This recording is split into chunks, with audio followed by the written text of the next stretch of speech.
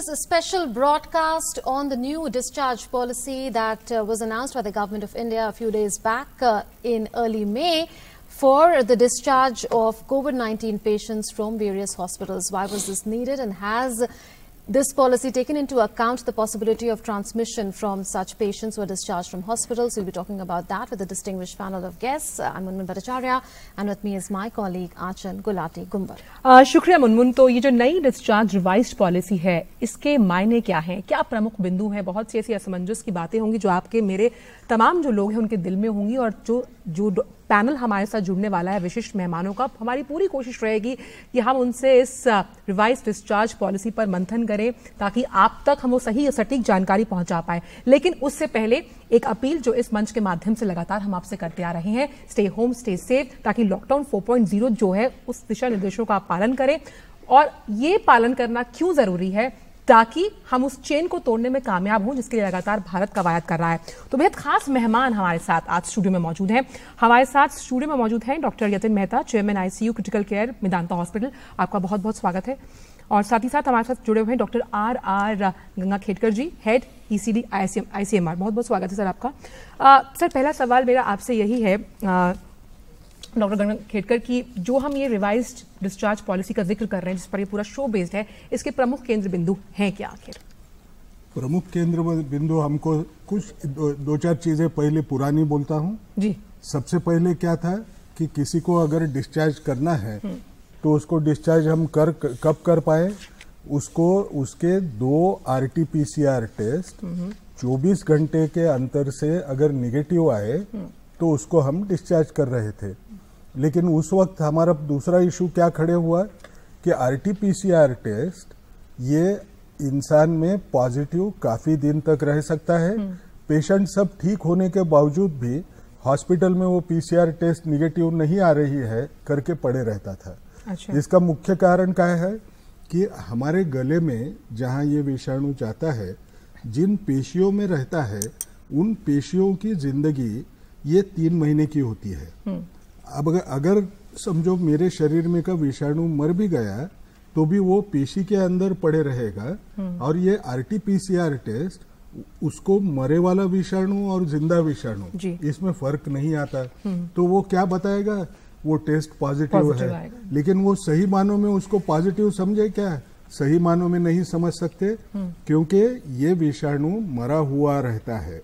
तो उसमें कुछ स्टडीज हुए, वो स्टडीज में ये पता चला कि जिस किसी को लक्षण है उस इंसान को उसके लक्षण अगर चले गए 3 दिन उसको कोई लक्षण नहीं रहा, जैसे बुखार है तो बुखार अगर 3 दिन बगैर क्रोसिन लिए वो खुद ब खुद ही कम हुआ था,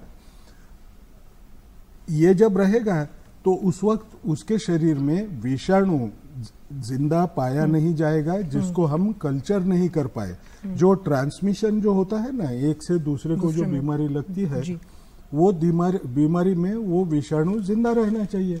जिंदा रहना चाहिए हमको कैसे समझता है कि हमने अगर वो थ्रोट स्वैब लिया और उसको कल्चर किया। बहुत सारे लोगों को पता होगा, जैसे ब्लड कल्चर होता है, यानी वो विषाणु को शरीर के बाहर लेके कोई पेट्री डिश के वजह से, इसमें ये सादी भाषा में बोल रहा हूँ, ये कोई लैब वाले को बोलने के ऐसा हिसाब नहीं है। एक प्लेट के अंदर उसको खाने पीने की चीजें अगर उसको जो लगती है वो अगर डाल दूं तो वो अगर बच्चे पैदा करना शुरू करे तो वो जिंदा विषाणु है। तो किसी एडमिट हुए वाले सिम्टम्स रहे वाले इंसान को 3 दिन के बाद में अगर हमने स्वैब लेके इस किस्म की टेस्ट की तो वो टेस्ट में ये पता चलता है कि ये विषाणु जिंदा नहीं है, क्योंकि बच्चे पैदा नहीं करता है। अगर ऐसा है तो ये विषाणु दूसरे को लगेगा भी नहीं, क्योंकि जो विषाणु मरा हुआ है वो दूसरे को कैसे लगेगा? वो जाके गिर सकेगा, लेकिन गिरने का मतलब कुछ नहीं होता है, विषाणु बीमारी नहीं लगेगी उसको। तो उसके आधार पे, और 2 अलग अलग स्टडीज हुए, उसके आधार पे ये डिसीजन लिया गया कि ये जो डिस्चार्ज पॉलिसी सिंपल थी ना, कि 2 RT-PCR 24 घंटे के अंतर से करे, इसको बदला जाए। जो मामूली सिम्टम्स लेके आ रहे थे या जिनको लक्षण दिखाई नहीं दे रहे थे, उनके लिए अलग गाइडलाइन, जिनको मॉडरेट सिम्टम्स थे उनके लिए अलग गाइडलाइन, और जिनकी बीमारी बहुत बढ़ चुकी है उनको अलग से गाइडलाइन दी है।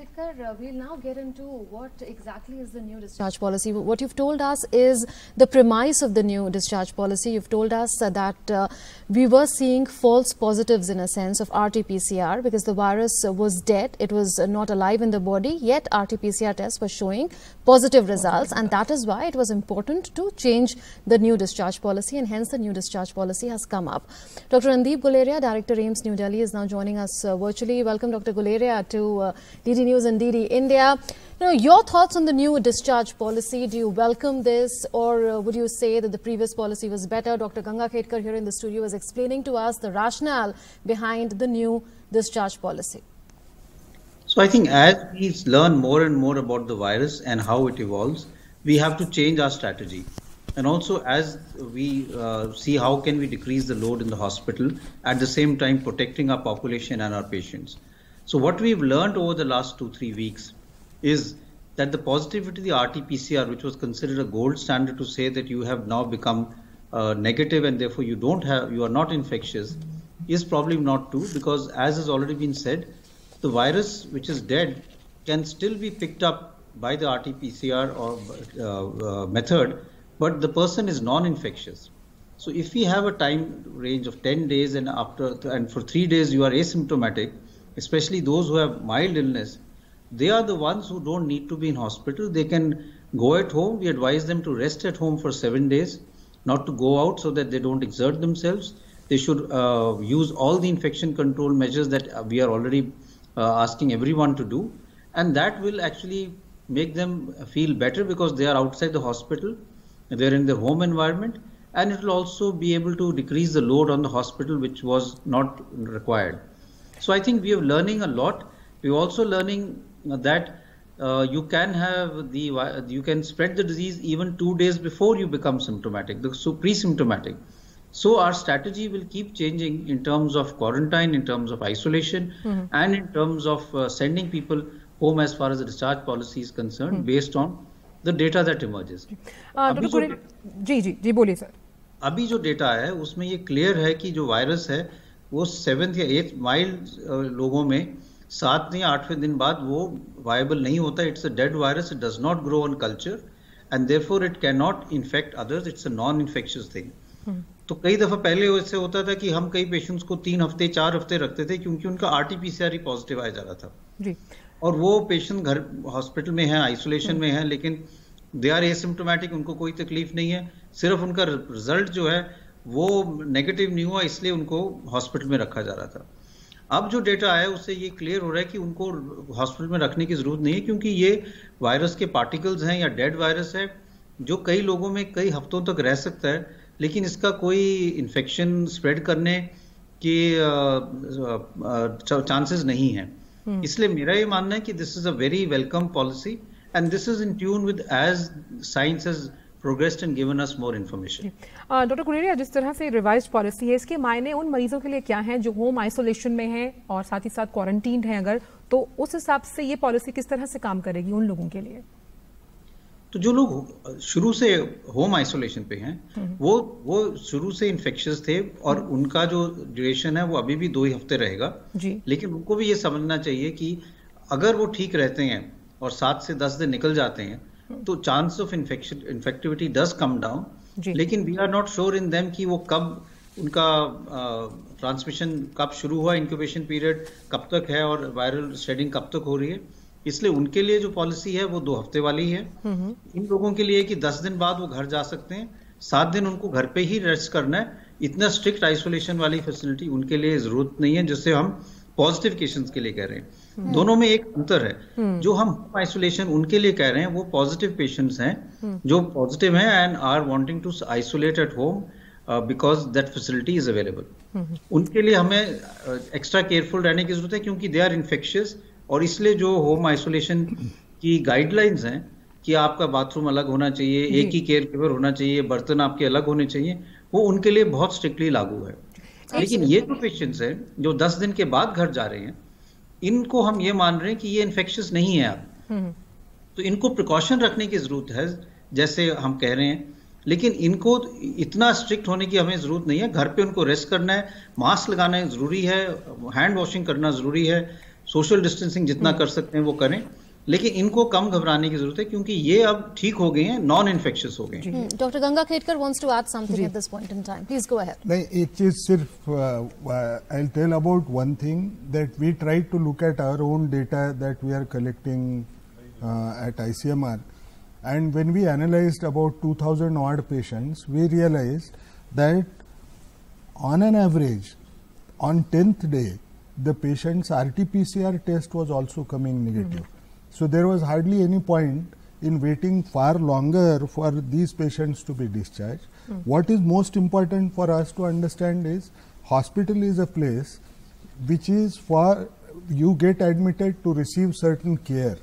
If you don't have any problem, there is no reason why you should be staying in the hospital unless you are spreading the infection to the community.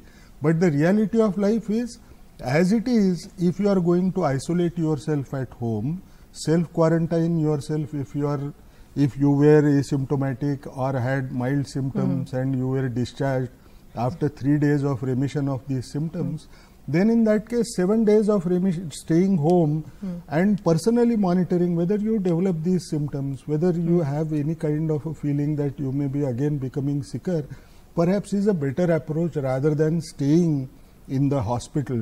And this is also based on our own internal India's data rather than all that. So you are saying that the ICMR carried out a study and found that on the 10th day from the onset of the symptom, it was found that the RT-PCR tests were also testing negative. So what is the point of keeping patients in hospitals if that is indeed the case? If people are actually cured, they are no longer infected. So that's the basic premise really of this change in the discharge policy. But Dr. Yatin Mehta, do you agree with the point that Dr. Guleria was making, that this is reducing the patient load on hospitals, because currently we are aware of the kind of load that various hospitals are facing because of the corona crisis? See, there are I fully agree with Dr. Guleria, and he explained it quite nicely, that mostly after 10 days you are not infective to others. So everybody likes to stay at home. Nobody really wants to stay in hospital, because again there is an additional risk of getting hospital-acquired infection with other bacterial infections. And also it's a resource drain. You are and sometimes there are greater causes of fatalities than the infection itself, isn't it? Yeah, that can be, because they are certain degree immunocompromised. So it is safer to be at home. If it is clinically fine, to discharge them. Everyone likes to stay at home. Nobody wants to stay at hospital. It's a good practice, because the ICMR study has also shown that generally they are not infective after 10 days. We are recommending them to be isolation at home. So follow the guidelines which have been delivered. Don't unnecessarily mix with your elderly people, with your children, and stay in your room, and follow the discipline of isolation at home. But this is much easier to implement for everybody, for the patient and the family. They would like the person to be at home if it is safe, and they are not infective to the other people really. So it makes sense to change it. As Dr. Guleria rightly said, the whole process is dynamic. It is changing over a period of time, because your knowledge is only 3 months old. The first case was reported 31st of January. So we are learning as We've also moved from no masks or masks are not needed in all cases to virtually everyone should be wearing a mask ideally.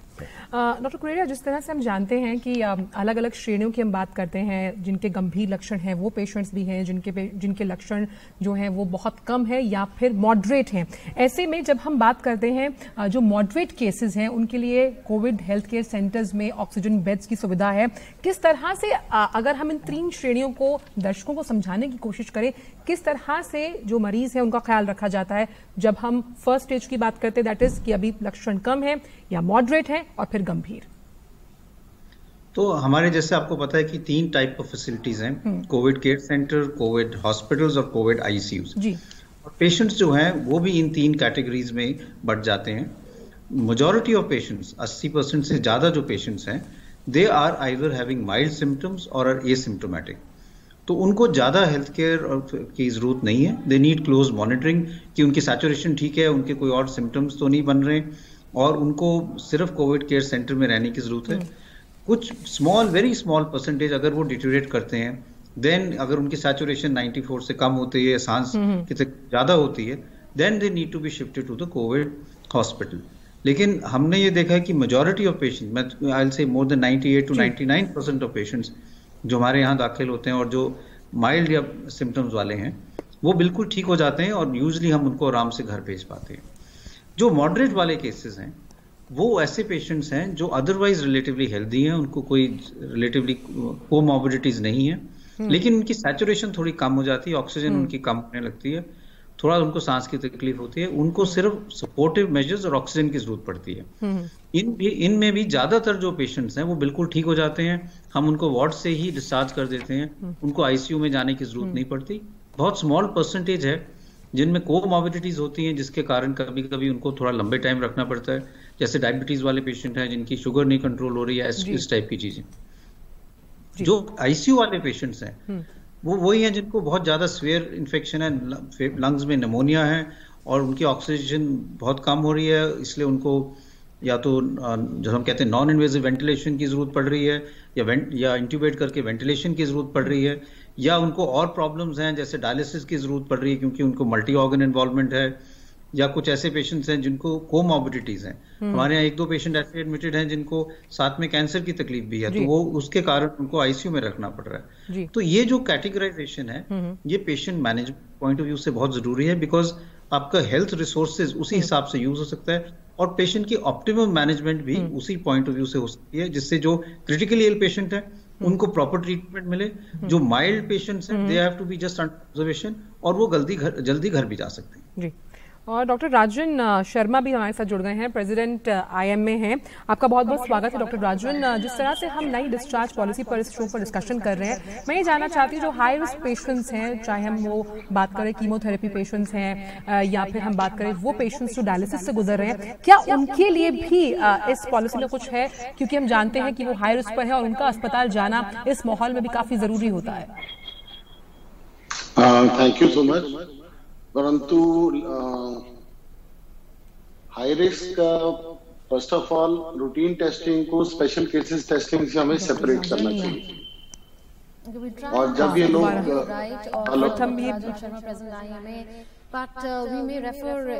Doctor Yatin, अगर हम इस बात को इस तरह समझने की कोशिश करें कि हम जानते हैं हाई रिस्क पेशेंट्स हैं जिनको अस्पताल जाना ही है, चाहे कोविड-19 हो या नहीं, जिसमें कीमोथेरेपी के पेशेंट्स हैं, डायलिसिस पेशेंट्स हैं, तो क्या उनके लिए जो रिवाइज्ड ये पॉलिसी है इसमें ऐसा कुछ है और खास तौर पर किस तरह का क्राइटेरिया रखा गया है? Are they categorized in the severe patients as far as discharge is concerned? इनमें बेसिक चीज ये है कि you have a high degree of suspicion for these patients if they are not getting asymptomatic. इसका मतलब अगर बुखार वगैरह बिल्कुल ठीक है, 3 दिन तक 4 दिन तक बुखार ठीक रहा, तब तो ठीक है, कोई प्रॉब्लम नहीं है। लेकिन अगर सिम्टम्स हैं तो फिर ऑब्वियसली वो डिस्चार्ज नहीं करेंगे इस तरह के मरीजों को।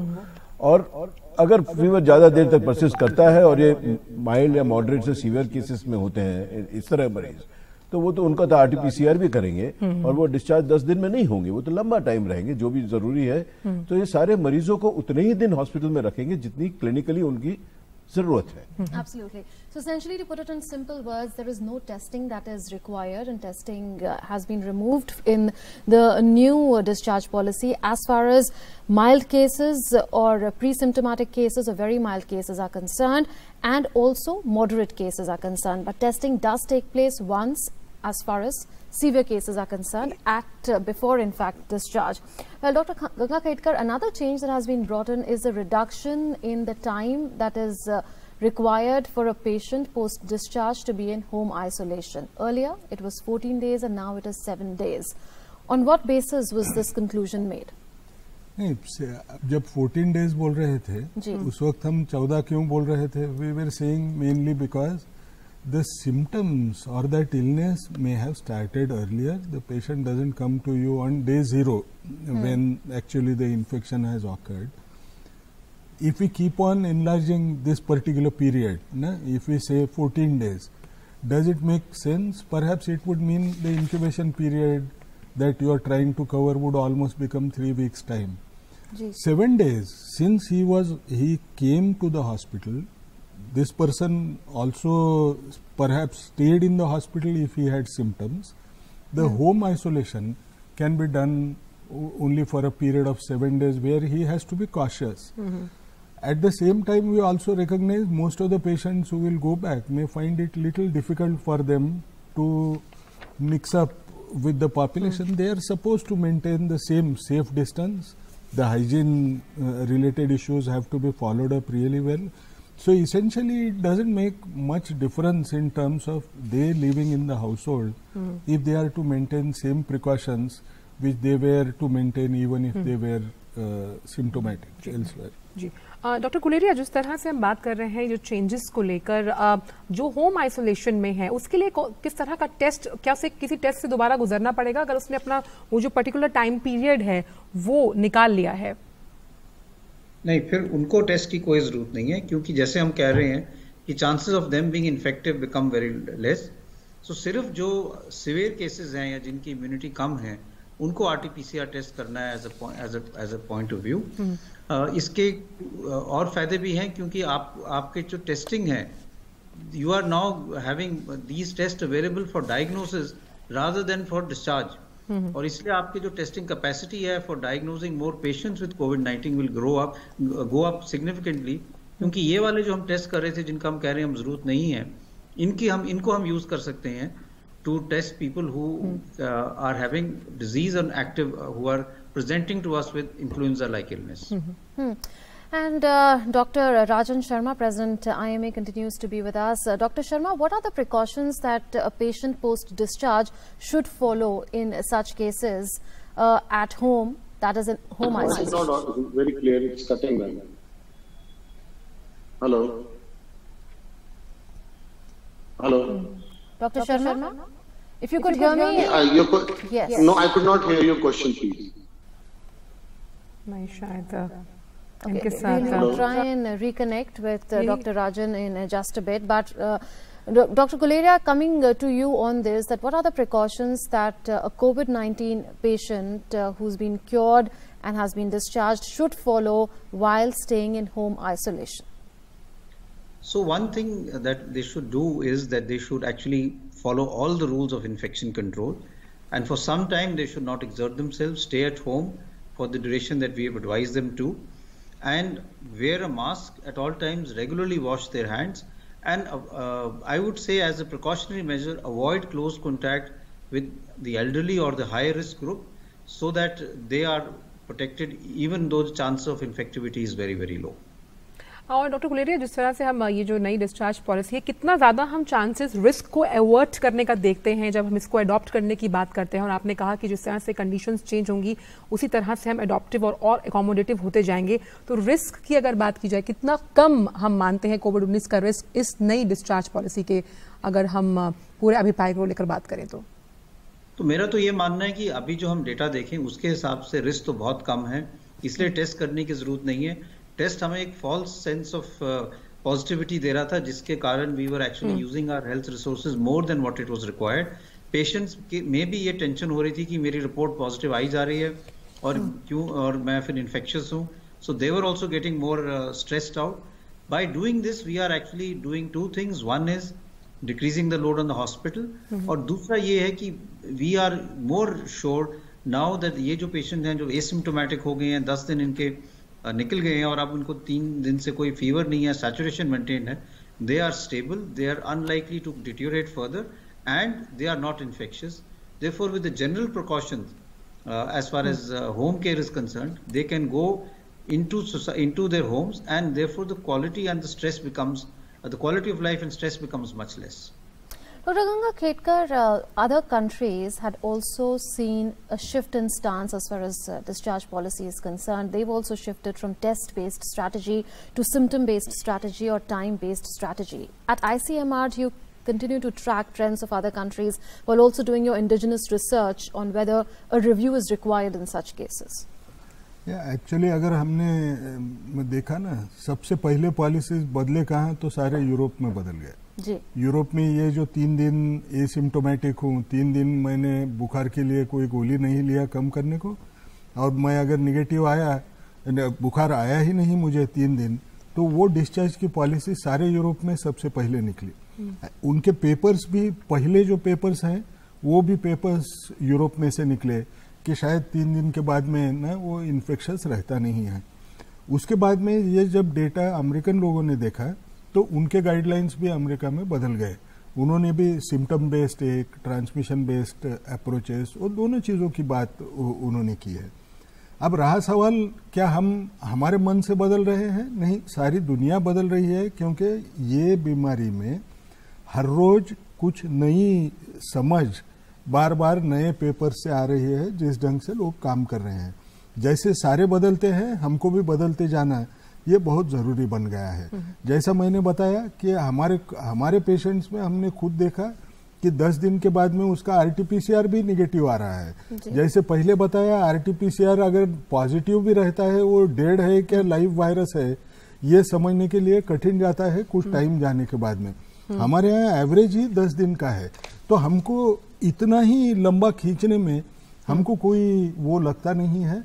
फिर भी लोगों को ये आश्वस्त कर रहे हैं, जब ये भी पॉलिसी हुई है, इसके ऊपर नजर रखने के लिए ICMR ने एक स्टडी शुरू कर रहे हैं कि जिसमें ये इन्फेक्शसनेस वो वायरस को कल्चर करके हमारे यहाँ के भी लोगों के लिए हमारा खुद का डेटा भी हम आपके सामने देंगे और वो बार बार लेते रहेंगे, क्योंकि ये बदलने वाली चीज है, ज्यादा लोगों को मालूम नहीं है। अभी आपकी क्या अंडरस्टैंडिंग है कि क्या इन्फेक्शस रेट है, इन्फेक्शन रेट कह लें कोविड-19 का? क्योंकि हमने पहले देखा था कि ये बोला जा रहा था कि सिम्टम्स जो हैं वो 14 दिन में आ सकते हैं, कभी भी आ सकते हैं 14 दिन में। So what is the infection rate as of now of कोविड-19 as per the latest research study by ICMR?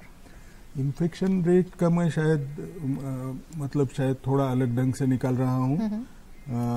आपने जिस ढंग से पूछा, जनरली पेशेंट को 5 से 7 दिन का टाइम लगता है हमारे यहाँ लक्षण आने को, उसका एक्सपोजर होने के बाद में।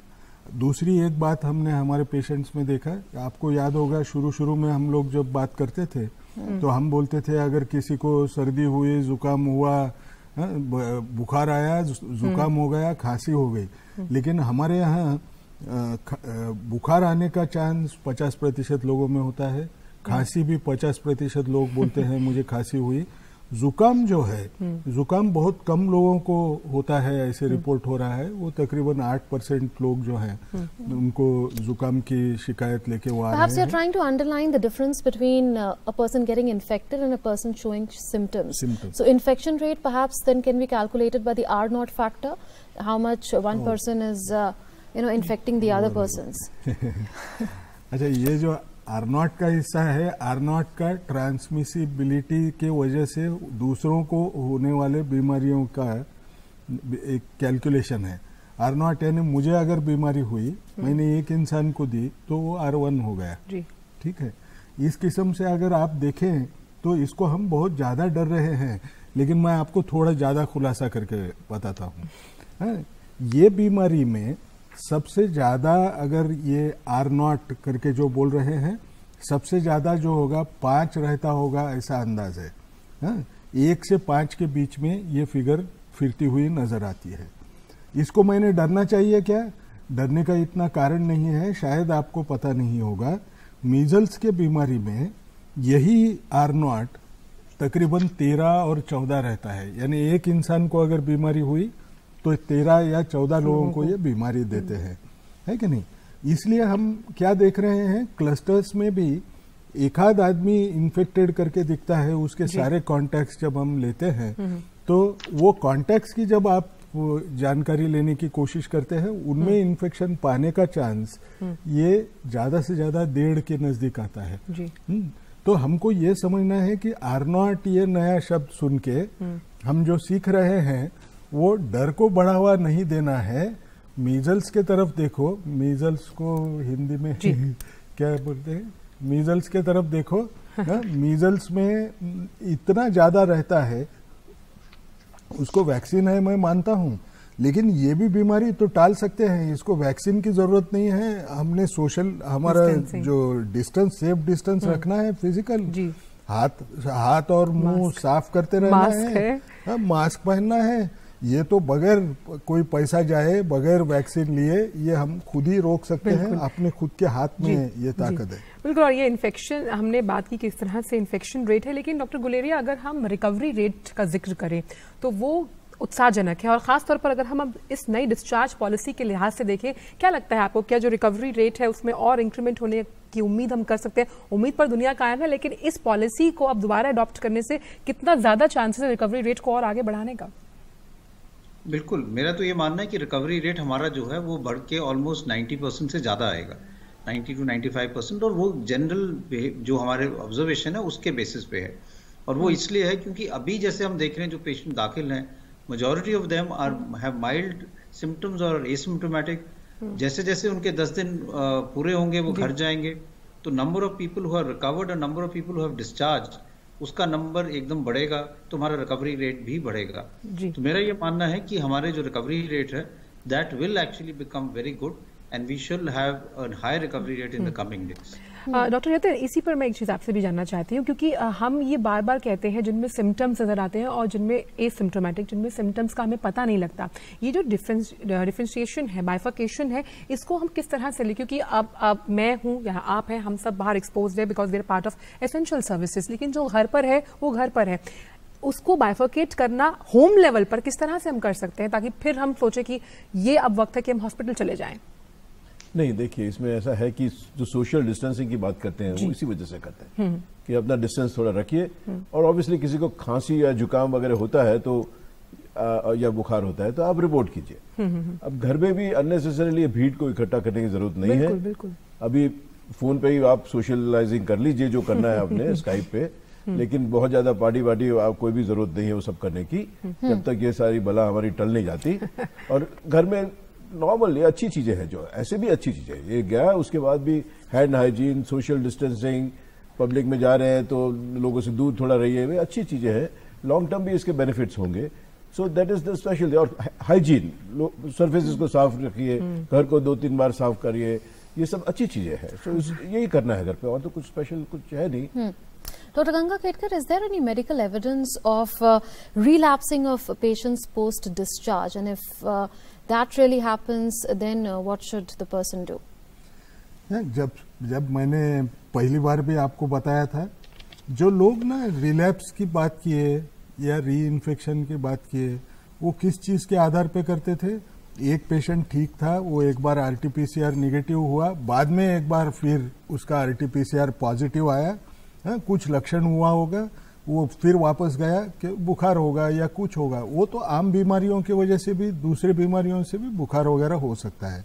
मैं वहाँ गया, मैं RT-PCR किया, RT-PCR पॉजिटिव आया, तो लोग बोले या तो वो रिलैप्स हुआ होगा या तो वो री इन्फेक्शन हुआ होगा। हम अभी क्या सीख ले रहे हैं कि रिलैप्स होने के लिए ये विषाणु अगर मुझे लक्षण ना रहे 3 दिन के अंदर, 3 दिन अगर लक्षण ना रहे, बुखार नहीं है, कुछ नहीं है, 3 दिन के बाद में ये विषाणु मेरे शरीर में जिंदा दिखेगा नहीं। आप दूसरा देख रहे हैं कि वो अगर विषाणु जिंदा नहीं रह सकता है तो मैं जो डिटेक्ट कर रहा हूं बाद में, वो जो है वो इसलिए डिटेक्ट हो रहा है कि वो जिंदा है क्या मरा हुआ है, ये टेस्ट को पहचानने की ताकत नहीं है। तो इसकी वजह से वो न रिलैप्स रह सकता है, री इन्फेक्शन होगा क्या? री इन्फेक्शन रहना भी एक्चुअली नामुनासिब है।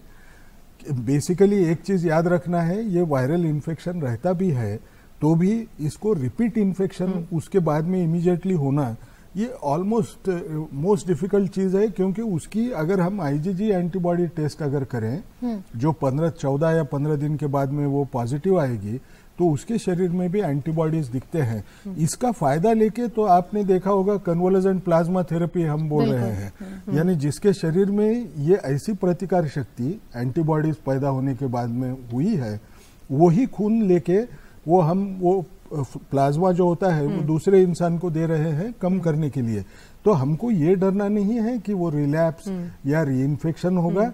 हमको सिर्फ एक समझना है कि ये हो रहा है, ये सिर्फ ये RT-PCR टेस्ट वो विषाणु जिंदा है क्या मरा हुआ वो पता नहीं कर सकता। और 3 महीने तक ना, एक बार इन्फेक्शन होने के बाद में 3 महीने तक ये पेशियां जिंदा रहने की वजह से वो अगर कहीं गलती से मैंने वही पेशियां उठा ली तो स्वैब में तो वो पॉजिटिव दिखेगी, ये समझना है। डॉक्टर गुलेरिया, जिस तरह से हम बात कर रहे हैं फॉलोअप की, अगर बात की जाए जो पेशेंट्स ठीक हो जाते हैं, फॉलोअप की प्रक्रिया क्या रहेगी इस नई रिवाइज्ड पॉलिसी के अंदर, खास तौर पर जब हम देखते हैं जो पेशेंट्स ठीक होकर घर आ जाते हैं?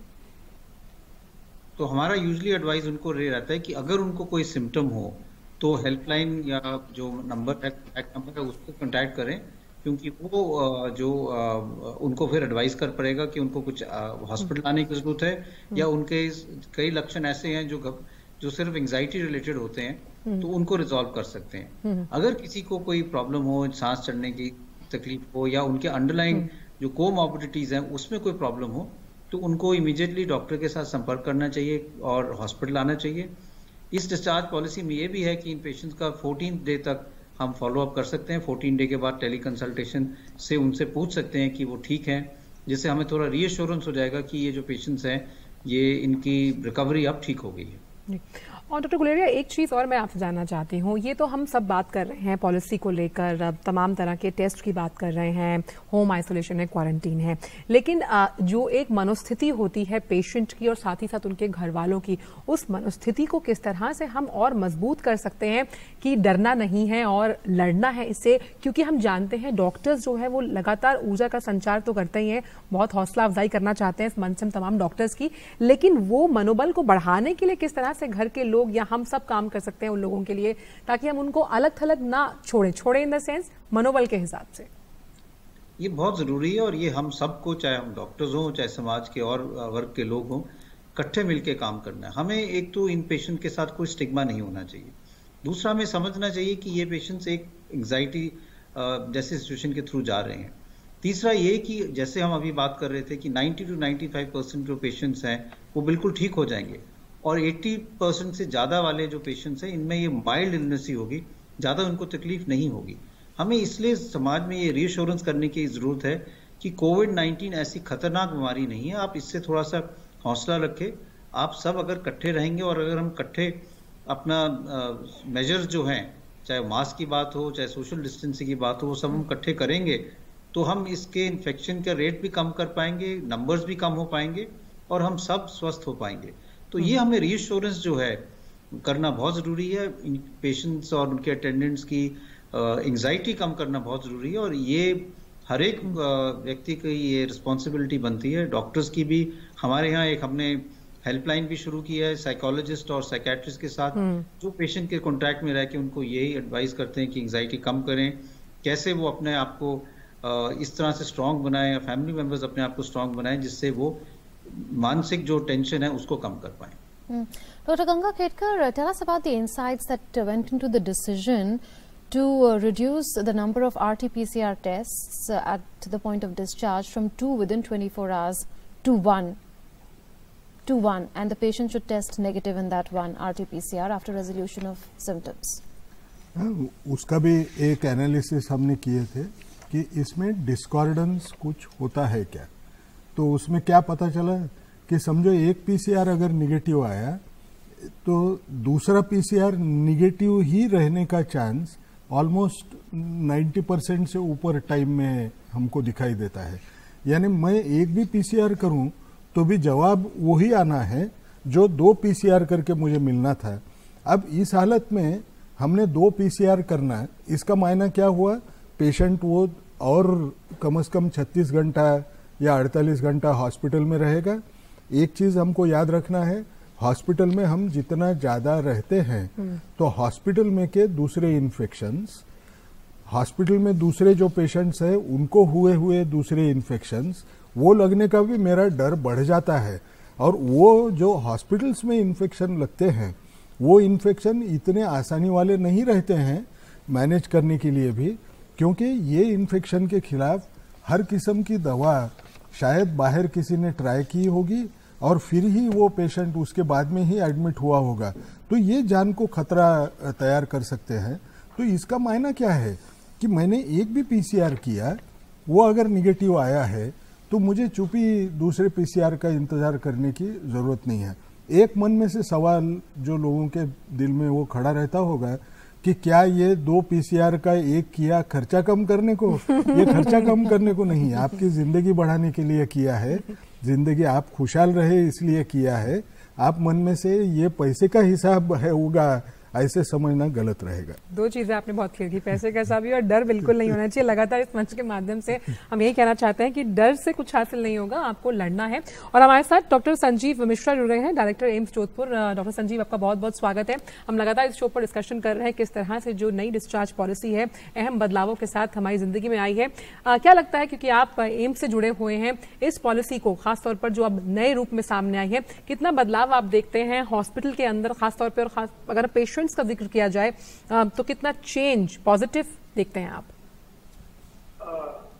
I think the name discharge policy है, it is a very good step forward because patients when they are going home on the 10th day they feel happier about it and they are more positive that they don't have to stay now in the hospital for 14 days, which is a very good thing. And once they are entering the hospital, they feel that 10 days will pass easier than 14 days. And definitely there is scientific evidence behind this change in the policy, and it's a very good step forward, and it will really keep the mental health of the patient good in this scenario. Fair enough. So you're welcoming the change in the new discharge policy. Would you say that the patient load is also significantly decreasing as a result of this, and this is very much in tune with the times? This is the need of the hour. This is also rational. This has scientific basis as well. Yes, and I think the good thing is that it keeps a very good positive mental health for the patients, besides also decreasing the load on the institutions because patients are going home on the 10th day. And it's a very good positive step, as I said. Dr. Yatin Mehta, Dr. Yatin Mehta, your thoughts on the counselling that is done of patients at the time of discharge, besides the precautions that they are asked to follow, what is told to them? No, as Dr. Guleria already emphasized, I think it is important because there is so much of panic in public about this disease. Every TV channel just talks about COVID-19. So I think it is important to reassure the patient along with the family before discharge, so they know how to handle the situation and not to panic unnecessarily. And the society also needs to calm down a bit, so that do not treat these people as untouchables. I think that is the important thing. I mean, the disease is not that big a killer. I mean, TB kills more patients, and malaria, complicated malaria, kills probably more patients than what this disease does. But you have to instruct them correctly. Also, there is a certain degree, a certain number of patients who will go into depression because of this. So they'll be stressed out, they'll be depressed, they'll have sleeplessness. So it is good to have some psychological advice to them, some counseling of how to handle the stress of getting this disease. बिल्कुल बहुत अहम है जब हम stress को handle करने की बात करते हैं। डॉक्टर गुलेरिया, जिस तरह से हम कोविड केयर सेंटर्स का जिक्र कर रहे हैं, कोविड वार्ड्स हैं, जिस तरह की सुविधाएं वहां दी जाती हैं, अगर इस डिस्चार्ज पॉलिसी का जिक्र किया जाए, क्या उनको और ज्यादा अपलिंक किया गया है ताकि हम कोविड-19 के इस खतरे को और बेहतरीन तरीके से निपट पाएं? हाँ, बिल्कुल। हमारी जो फैसिलिटीज हैं उनमें एक बहुत अहम बात यह है कि उसमें मॉनिटरिंग बहुत अच्छी होनी चाहिए, और अगर कोई पेशेंट डिटोरेट करता है या उसकी जरूरत पड़ती है कि उसको हायर प्लेस पे जाना है, जैसे कोविड केयर सेंटर से कोविड हॉस्पिटल जाने की जरूरत है या हॉस्पिटल से आईसीयू जाने की जरूरत है, तो उसकी पूरी क्राइटेरिया क्या होना चाहिए और कैसे उसको शिफ्ट करना है, वो पूरे हर एक कोविड केयर सेंटर में एस्टैब्लिश्ड है। Ambulance are there as part of the whole process की वो वहाँ पे रेडी रहेंगी पेशेंट को शिफ्ट करने के लिए, जिससे अगर जरूरत पड़े तो patient can go for better care अगर वो डिटोरेट करता है। और वहाँ पे क्या क्राइटेरिया होने चाहिए उसका भी as a group people have made criteria. तो मेरा ये मानना है कि ये एक कंटिन्यूस चेन है from covid care centres to covid hospital to covid ICU, और how people move in this chain from one area to the other और as a step down facility, दोनों चीजें वेल डिफाइंड हैं और इसको हमें एक पूरा एक कंटिन्यूम में देखना चाहिए, बिकॉज इससे होलिस्टिक केयर पेशेंट्स को मिल पाएगा and we will be able to meet the capacity that we need, so that we have ICUs, we have wards, and we have care facility for all our patients. Dr. Guleria, have patients in AIIMS New Delhi, whose director you are, come forward to offer or donate their blood plasma for the convalescent plasma therapy, and though trials are underway right now, and Ganga Khetkar ji is here, he'll tell us when perhaps the stage would move on to the other stage, because the second round of trials were underway when I last heard. So is this important that these patients who are cured also have a social responsibility? Should the message really go out to the people at large on the social responsibility of patients as well? Yes, I think this is very important, and I would say it's very heartening. A large number of our patients have volunteered to donate blood. As a matter of fact, we have a whole list of patients who are willing to come back after being discharged, and then after the 14 days of being discharged, and we arrange for them to come here and donate blood. We do give them an appreciation certificate. Many patients have donated blood, and we have now plasma which is available. We have given it to some of our patients also. The important thing to remember is that, as was being mentioned, that everyone does not produce the same amount of antibodies. और अगर हम convalescent plasma patients को दे रहे हैं, it should have good amount of antibodies. So it's important also to test the plasma to see that there is good amount of antibody titer, and then only will it be more effective when we give it to patients. But we have this ongoing process, and I must say that our team, including the blood bank, are working aggressively, and we are contacting our patients, and there has been a very good response as far as patients wanting to come and donate their blood is concerned. So if I can take that forward, Dr. Ganga Khetkar, what is the status as far as plasma therapy trials is concerned? Because the last I heard, ICMR had given its nod for stage 2 of these trials, so that this can perhaps move forward as a treatment therapy which has been used in the past as well for other diseases. नहीं, अभी तकरीबन 31 sites हैं, उसमें ये trial चालू है. शुरू में बहुत सारे पेशेंट्स को दिया गया, लेकिन अभी थोड़ा वो जो पेस ऑफ एनरोलमेंट बोलते हैं वो थोड़ा कम हुआ है. शायद सेंटर्स ऐसे बोलते हैं कि ज़्यादा लोग खून देने को तैयार नहीं हो रहे हैं करके. लेकिन हर इंसान ने एक समझना है, इसमें से आप बच के निकले हैं तो आपको एक ऊपर वाले ने चांस दिया है दूसरे की जिंदगी बचाने के लिए कोशिश करने का. आप अगर थोड़ा खून दें तो उससे आप बीमार हुए थे इसका मायना आप नहीं दे सकते, या आप दे देंगे तो आपका शरीर बिल्कुल वीक हो जाएगा, ऐसे समझना गलत रहेगा. किसी की जान बच गई तो बहुत बड़ा पुण्य मिलेगा. ये हमको एक चीज याद रखना है. दूसरी चीज हमको, जैसे डॉक्टर गुलेरिया ने रेफर किया, ये जो इम्यूनोग्लोबुलिन की लेवल देखना है, ये इस वक्त हमको मुनासिब नहीं हो रहा है, क्योंकि ये सेंटर्स पूरे देश में फैले हुए हैं. हर एक को अगर हम ऐसे कहें कि आपके उसके टाइटर्स देखें और उसके बाद में हम ठहराएं, ये कहना कठिन जा रहा है, क्योंकि वो फिजिबल नहीं है. यानी वो सिर्फ हर चीज पूना में जाना ये मुश्किल हो जाएगा, और वो उसकी वजह से जो पेशेंट को देना था वो भी नहीं मिलेगा. यानी इसमें कुछ भी हुआ तो भी आज बाहर की जो स्टडीज आई हैं उसमें भी थोड़ा पता चलता है कि शायद इससे फायदा होता होगा. अगर फायदा होता है तो वो रोकने का एक टेस्ट के लिए हम वो टाल रहे हैं. हम सिर्फ वो खून के सैंपल रख रहे हैं कि आगे चल के जब हम देखेंगे कि ये खून की जांच करके जब एनआईवी में इसके इम्यूनोग्लोबुलिन के टाइटर कितने थे और उसमें न्यूट्रलाइजेशन टाइटर्स भी कैसे थे. डॉक्टर संजीव भी जुड़े हुए हैं हमारे साथ. डॉक्टर संजीव, जिस तरह से हम बात करते हैं टेस्टिंग को लेकर, और टेस्टिंग को लेकर ही ताकि लोड कम हो, इस नई डिस्चार्ज पॉलिसी में कई अमेंडमेंट्स किए गए हैं. अब टेस्टिंग का क्या क्राइटेरिया रहता है, खासतौर पर अगर हम उसका परसेंटेज देखें पर डे, वो किस तरह से है?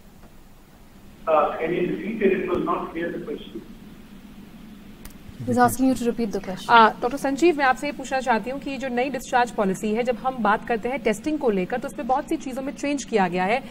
टेस्टिंग अगर पर डे के हिसाब से देखी जाए तो कितना परसेंटेज ऑफ टेस्टिंग होता है इस न्यू पॉलिसी के अंडर, अगर हम देखें तो? इस नई पॉलिसी में तो पेशेंट्स आईसीएमआर ने क्राइटेरिया ले डाउन किया है, वही टेस्ट होगी, क्योंकि अब डिस्चार्ज जो पेशेंट हैं उनके डे 14 या डे 15 पे जो टेस्ट होते थे, 14 पे टेस्ट थे, पॉजिटिव आया तो फिर आगे टेस्ट हो रहे हैं, तो उससे जो लोड सिस्टम पे पड़ता था वो कम होगा.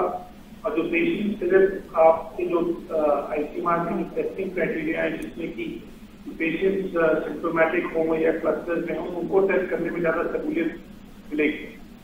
जी डॉक्टर गंगा खेडकर, एक चीज मैं इसमें और जोड़ना चाहती हूँ क्योंकि आपने सोशल रिस्पॉन्सिबिलिटी का जिक्र किया था, लेकिन ट्रेसिंग जो होती है वो ट्रेसिंग करना कई बार मुश्किल हो जाता है क्योंकि कई लोग अगर बाहर से आते हैं वो नहीं बताते, उनमें डर है या पैनिक है, वो बताना ही नहीं चाहते कि हमें इस तरह के सिम्टम्स हैं। उस ट्रेसिंग के लिहाज से थोड़ा काम मुश्किल होता हुआ सभी के लिए? नहीं, काम तो कठिन थोड़ा सा हो जाता है अगर वो आदमी छुप गया तो, लेकिन कोई भी आदमी छुपता है वो तो जाके जंगल में तो नहीं छुप रहा है, वो किसी के घर में है। जी।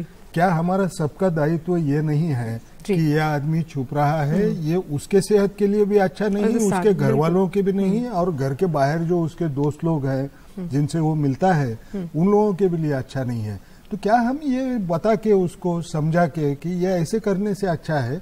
एक ही बार एक चीज हमने बहुत समझना बहुत जरूरी है, हम सब लोग इंसान हैं, हम सबको क्या लगता है, अगर किसी को मैंने अगर अभी बोला ना शायद ये कैंसर होगा, या मैं तो पेशे से HIV का डॉक्टर हूँ, तो मुझे अगर किसी ने मुझे अगर पूछा कि चलो आपकी HIV टेस्ट करें, तो मैं 10 बार सोचूंगा क्यों करूं। अगर वो पॉजिटिव आई तो, और हम उसको टालने की कोशिश करते हैं, लेकिन सच्चाई ये है मोस्ट ऑफन वो टेस्ट निगेटिव ही आती है, तो मैंने क्यों मेरी जिंदगी बर्बाद कर डाली, दिन खराब कर डाले, ये करने की जरूरत नहीं होती है।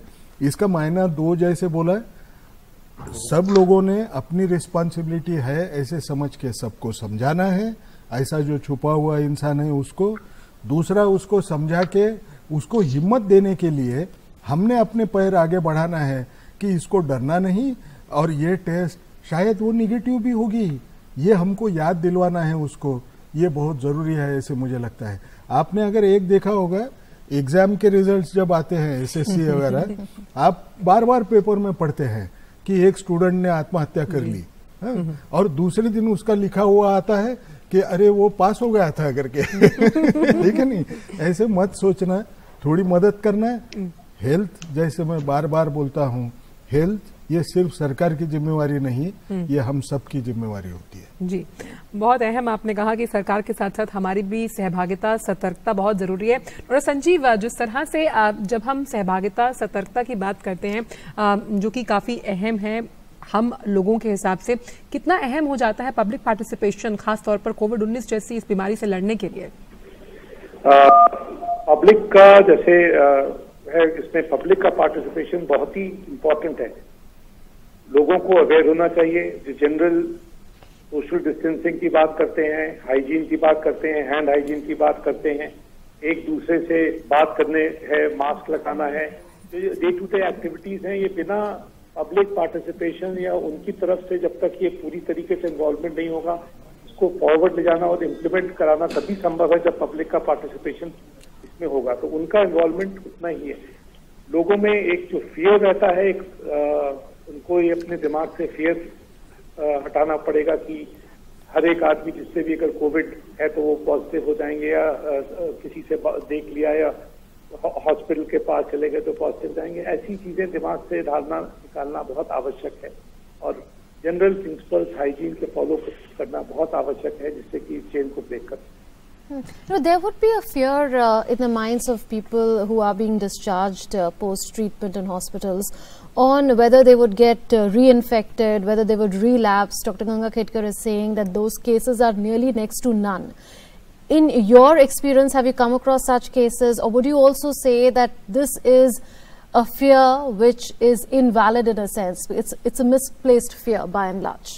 I would say it's a misplaced fear which is uncalled for, that once you're getting discharged, what is described as advice that you should follow, you should self-monitor yourself. That is what people should do. But there's fear that it's going to relapse and they're going to get the disease again, and they'll never get cured. And I think that's an unplaced fear, and they should not really bother about it as such, and should not have these fears. Dr. Ganga Khedkar, your thoughts on whether this is going to be continuing exercise. Other countries have also changed the discharge policy, so has India. But in the times to come, would there be a review, or is there a continuous review that is on? And can we expect any change anytime soon, or maybe in the short term or medium term? One has to remember this is a new disease. When it's a new disease, people globally, world over, people are working on different aspects of the disease. whenever a new evidence comes, if it is a strong evidence, then it is translated into change in guidelines, which essentially means what you have today will perhaps change, but I can only assure you it won't change every day, so that you keep on reading what we are issuing all the time, but it will change over a period of time as things emerge. Ji doctor Guleria, last comment आपसे, क्योंकि हम जानते हैं कि अभी हमें mask के साथ और सैनिटाइजेशन के साथ और ग्लव्स के साथ रहना है, लेकिन हम उम्मीद तो कर सकते हैं कि आगे आने वाले समय में चीजें जो होंगी वो पॉजिटिव होंगी और ऊर्जा का संचार करेंगी पूरे विश्व में। बिल्कुल, हमें पॉजिटिव एटीट्यूड तो रखना ही है और यही देखना है कि इस लड़ाई में हमें आगे जीतना है। और ये बात भी समझने की जरूरत है कि कोविड जो इन्फेक्शन है कोरोना वायरस से, ये काफी टाइम तक हमारे साथ रहेगा और इसलिए हमारे जो लाइफस्टाइल है वो काफी हद तक चेंज होगा, जिससे इन्फेक्शन कंट्रोल बेटर रहेगा, चाहे वो मास्क हो, चाहे हैंड वॉशिंग हो, चाहे फिजिकल डिस्टेंसिंग हो। तो इस पे हमें ढील नहीं देनी अभी तो, लेकिन ये उम्मीद है कि आस्ता आस्ता we will be back to what we were in the past. जी डॉक्टर गुलेरिया, आप इस शो पर जुड़े, आपने अपने विचार इस मंच से साझा किए, बहुत बहुत शुक्रिया। डॉक्टर यतिन मेहता, आप भी जुड़े इस शो पर, आपने अपने विचार इस मंच से साझा किए, आपका भी बहुत बहुत शुक्रिया। डॉक्टर गंगा खेडकर, आपका भी बहुत बहुत शुक्रिया। साथ ही साथ डॉक्टर संजीव मिश्रा जोधपुर से हमारे साथ जुड़ने के लिए बहुत बहुत शुक्रिया। और तमाम जो दर्शक हैं, हमारी पूरी कोशिश थी कि जो ये नई डिस्चार्ज पॉलिसी है उस पर तमाम मंथन करके साथ जो प्रमुख बिंदु थे या उससे अलग जो सवाल थे कोविड-19 से जुड़े, उनके जवाब हम आप तक पहुंचा पाए। लेकिन उससे भी पहले हम लगातार आपसे ये कहते हैं कि उम्मीद मत छोड़िए, क्योंकि हमें कोरोना से लड़ना है, डरना नहीं है और अपने हौसलों को बुलंद रखना है ताकि हम ये जंग जीत पाए। Absolutely. And the new discharge policy, the guest explained, is very much based on scientific evidence.